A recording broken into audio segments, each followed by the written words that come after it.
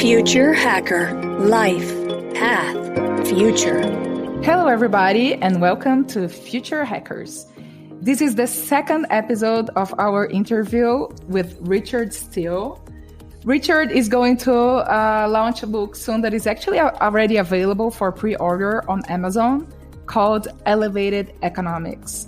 So it's all about how consumers are changing the way that they purchase and how companies, they have to rush now to actually respond to this demand from the market. We talked about this great wealth migration that is happening pretty soon with the new generations to come, and how the money is going to be used for actually as a vote. So people will just actually invest in companies that are going to make a positive impact in the world. So this is a lot of amazing content. If you haven't heard the first episode, please do. So now we are going to continue this great conversation. So Richard, welcome back. Thanks, Maria. It's really nice to be here with you. Thank you for having me again. It's really nice to be here on Future Hacker. Okay, so let's move forward. Let's talk a little about the market and the industries. So basically, we've been talking how companies need to invest. You told us that recently we have some really big corporations, just like Walmart and also Amazon as well, saying how they're going to change to be carbon free and to be investing in the environment. Taking that into the consideration and all the costs that it takes to actually be investing and being able to make a positive impact in the world. So which industries do you see that are more prepared for the future, and which sectors you see that are actually at risk of extinction or replacement for new technologies that make sustainability a reality? Well, thanks. I think it's a really interesting question. One of the things that we talk about in my book, Elevated Economics, is employee activism, as well as consumer behavior, as well as investor behavior. So on our last episode, we talked a lot about how consumers have changed their behaviors and how they, quote unquote, vote with their dollars and buy products that align with their values. We talked a little bit about investors and how investors are changing as well, and how the next generation especially will invest in companies that align with their values. One of the things that we didn't touch on then, but I would like to touch on now, is employee activism. The most interesting example of this was Amazon. And Amazon, the employees at Amazon, they had a group. It was called Amazon Employees for Climate Justice. And they staged a walkout at Amazon headquarters. Very soon thereafter, Amazon announced a $2 billion climate pledge fund that would invest in companies building products, services, and technologies to decarbonize the economy and protect the planet. So not only do we have examples of consumers and investors being able to change the world by their actions, but also employees as well. To your question about the industries that are more prepared for a sustainable future and which sectors that I see are at risk, I would definitely say that the answer, and it's an easy answer, is extraction companies. Oil and gas, mining specifically. Mainly fuel companies. They're in for a world of hurt over the long term. Now that solar and wind are coming online in a more ubiquitous fashion around the world, and how those energies are reaching and exceeding price parity with fossil fuels, it's only a matter of time. Innovation, regulatory, and market pressure will take their toll on that industry. It's done. It's just a matter of time. That's great. And, when solar and wind actually become something more accessible to the population, there's no reason why, people wouldn't just use it in a volume. And I'm talking about for myself that I'm actually researching about that for my home, right? To have access to solar energy and alternatives. So yes, your answer makes a lot of sense. This concept of turning what is currently an advantage to a necessity in the evolving economy impacts the way we are taught business and skills needed to be a successful executive, right? Also, it impacts the way companies are investing in innovation, new technologies, and impacts not only R&D departments, but also how procurement currently operates. let's divide that into two questions, right? So the first question here is, so how do you see business schools and institutions adapting to this changing scenario? What new skills are needed? We just mentioned in our first episode, how we learned about, the shareholders' values in the first place and the 4 Ps of marketing, and now everything is changing. How are the schools actually adapting to that? Well, I'll speak from personal experience. So during my time at Harvard Business School, we often heard the school referred to as the West Point of capitalism. Now, for those international listeners, the West Point refers to the United States Military Academy. So it's also known as West Point. And to be walking the halls of Harvard Business School and hearing the school referred to as the West Point of capitalism, at the time, we laughed, right? But the metaphor holds up. Most business education pushes towards one single goal: maximize shareholder value. In our last episode, we talked about Milton Friedman and shareholder primacy, and that theory that maximizing return to shareholders at any cost, at all costs, is the purpose of business. On August 19th of 19, the Business Roundtable really turned that notions on its head, and they issued a statement of purpose of a corporation that flew in the face of a theory that had been around for 22 years that was built on Milton Friedman's theory that's been around for 50 years. Again, maximizing shareholder value historically is what's taught at business school. The goal is to win, and the terms even, right, that we use in business school are mostly military metaphors. We're taught to, capture market share. We refer to customers or companies we might want to buy as targets. We talk about our frontline employees who are quote unquote in the field.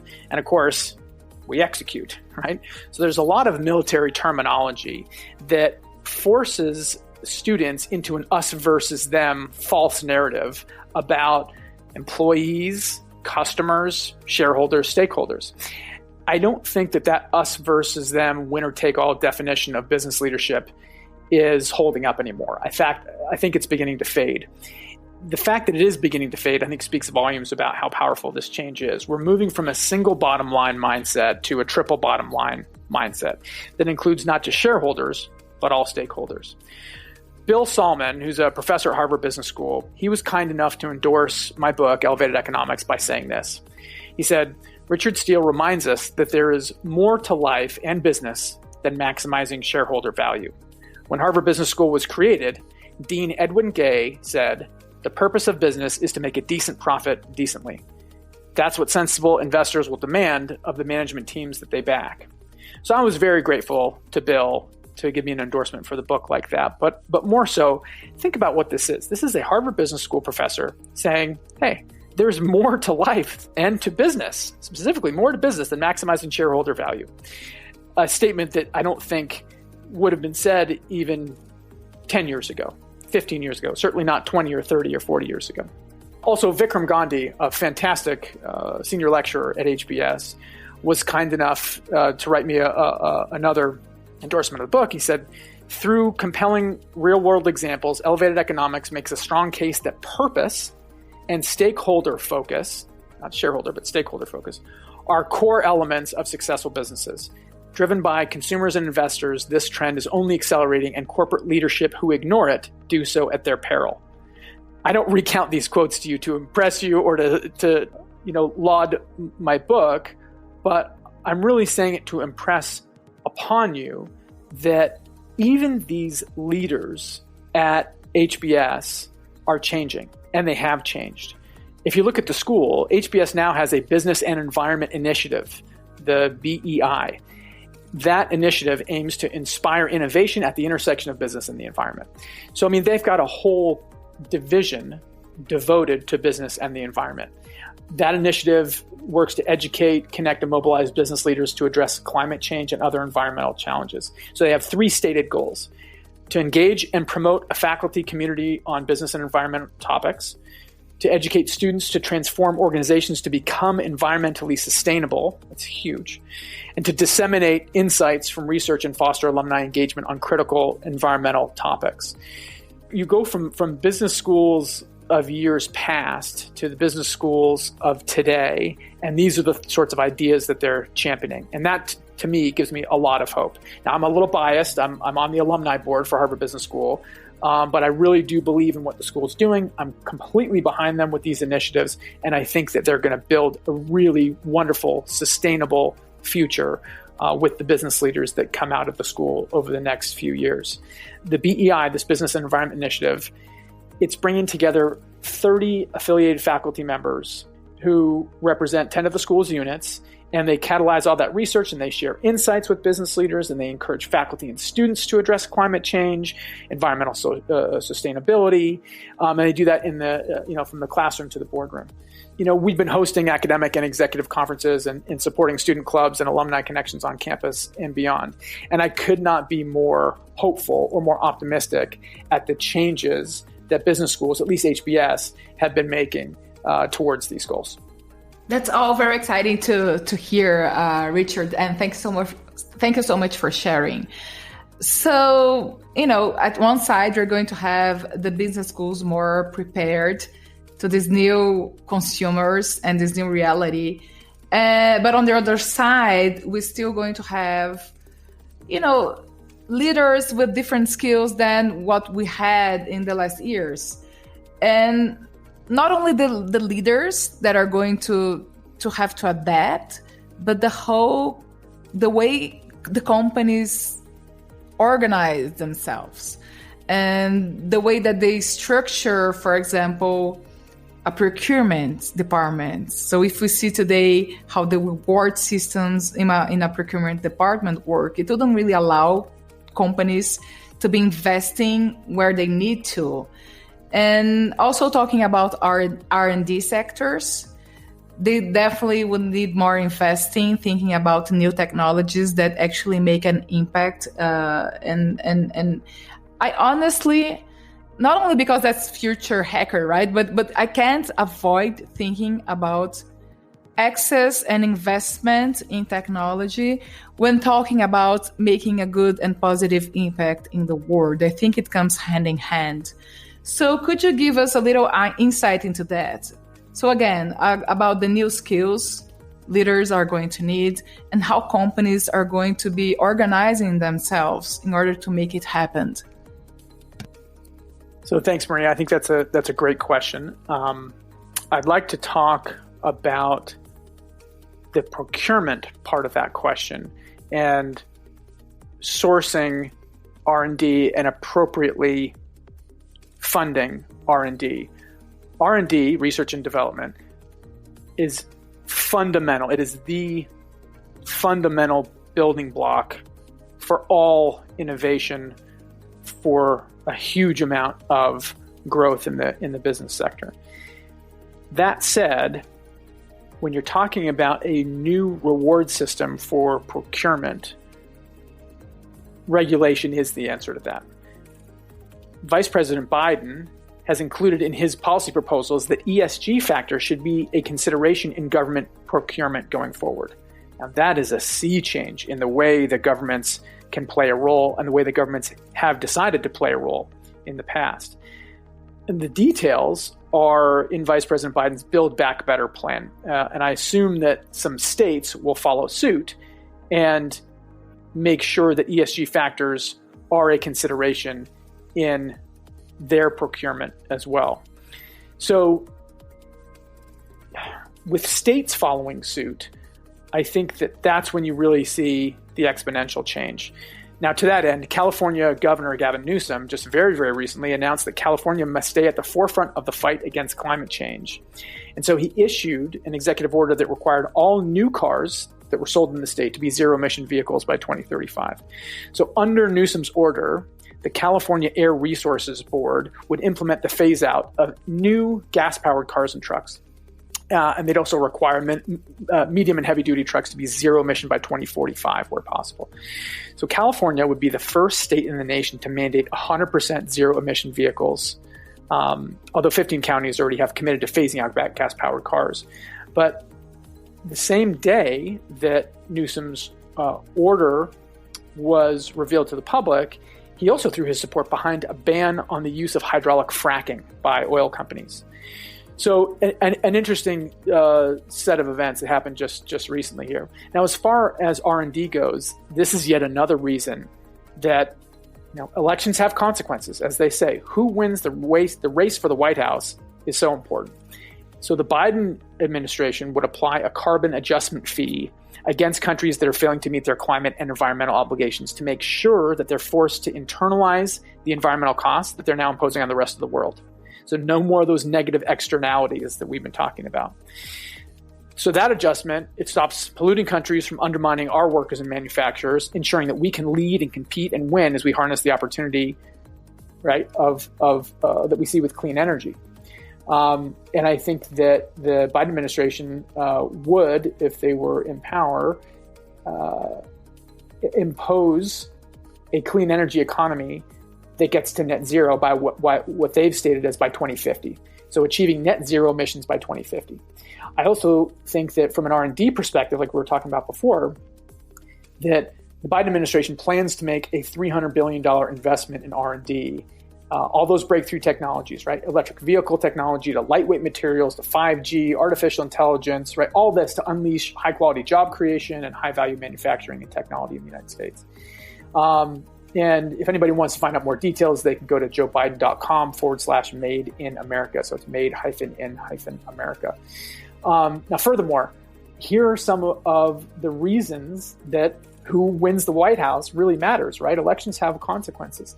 For a little bit of background on R&D, total R&D spending in fiscal year 2018, that's the last year that we had complete official data, was about $144 billion.